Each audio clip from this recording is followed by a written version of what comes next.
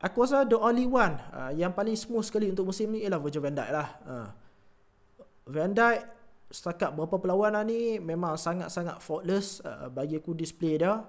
So tak ada komplain langsung daripada aku. Tetapi pairing dia tu Ibrahima Konate. Aku rasa selain daripada perlawanan lawan dengan Newcastle juga dia mess rasanya lawan dengan Arsenal. Selain daripada tu, kemungkinan itu bukanlah true performance dia. Untuk musim lepas pun aku bagi dah pujian dekat dia sebab aku nampak dia improve on that part. Tetapi improvement itu bukanlah like improvement yang gila-gila yang membuatkan dia ni bagilah tekanan macam mana pun dia boleh bagi pass daripada belakang.